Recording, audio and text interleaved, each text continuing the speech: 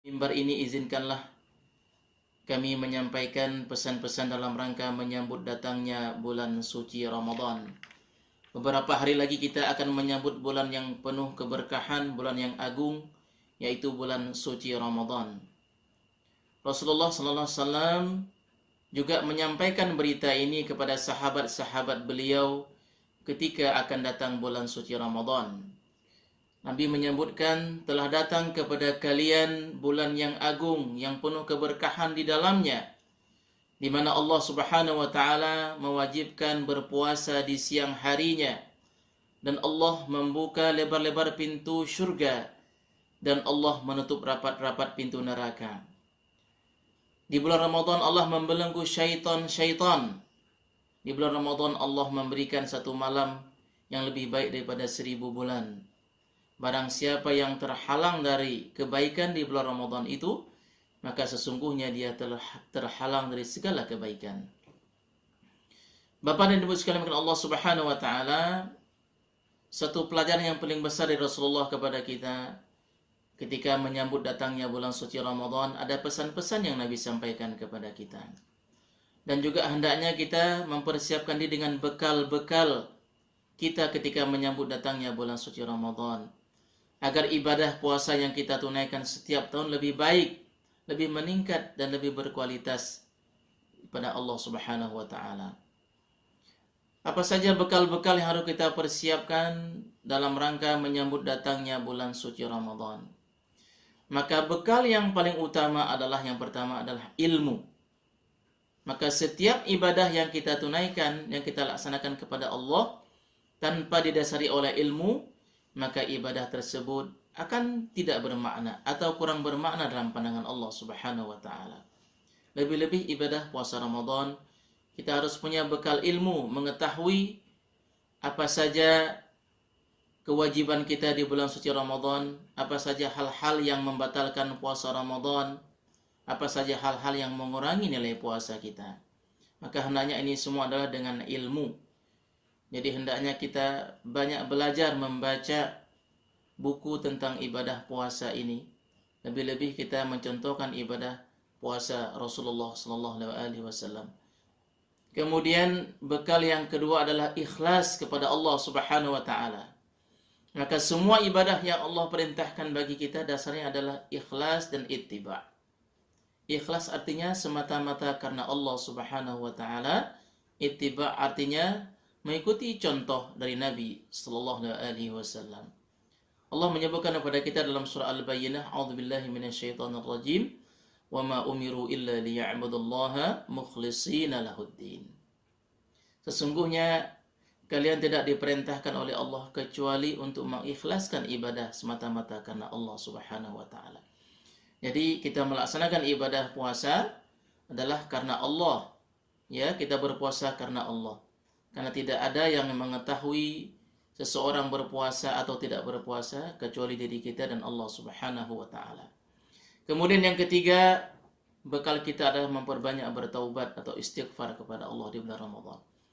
Bertaubat, beristighfar kepada Allah kita lakukan setiap waktu, setiap saat. Lebih-lebih di bulan suci Ramadan. Maka kita alangkah ruginya ketika datang bulan Ramadan dan kita berpuasa kepada Allah, tetapi di akhir bulan Ramadan kita tidak mendapatkan ampunan Allah Subhanahu wa taala. Maka ini kita berlindung kepada Allah. Hendaknya di bulan Ramadan ini kita memperbanyak istighfar, memperbanyak taubat kepada Allah Subhanahu wa taala.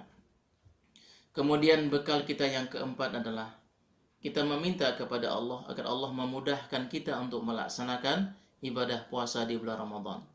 Banyak orang yang hadir di bulan Ramadan, Allah memberikan dia waktu di bulan Ramadan, sehat fisiknya, sehat jasmaniyahnya, tetapi dia belum tentu mampu berpuasa di bulan Ramadan.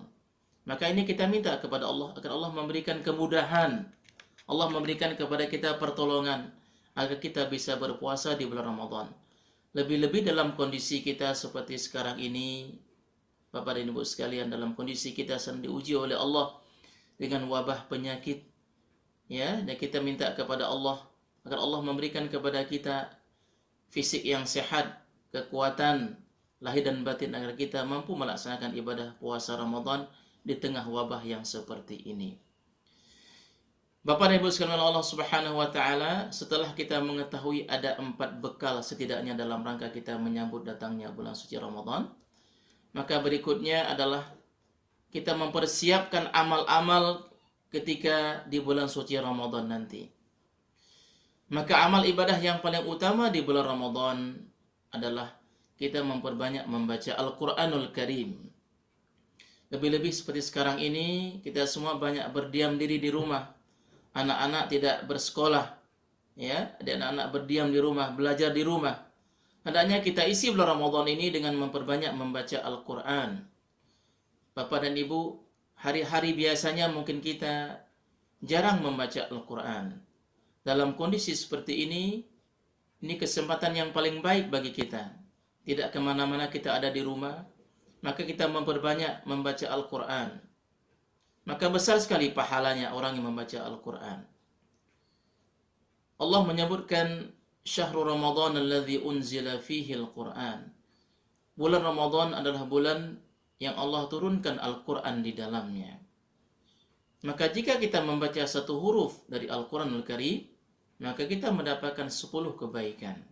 Lebih-lebih di luar Ramadan, boleh jadi Allah Subhanahu wa taala melipat gandakan dengan berpuluh-puluh kebaikan yang lainnya. Kemudian amal ibadah yang kedua di bulan suci Ramadan yang sangat dianjurkan bagi kita adalah memperbanyak salat malam, yaitu salat tarawih. Hendaknya kita laksanakan setiap malam salat tarawih atau qiyamul lail.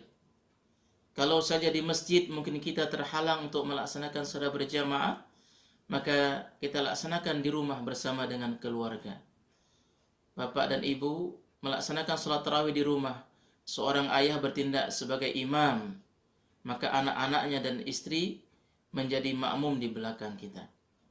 Maka hendaknya kita laksanakan qiyamul lail. Rasulullah menyebutkan dalam hadis beliau, "Man qama Ramadanan imanan wa ihtisaban, ghufira lahu ma taqaddama min dhanbih."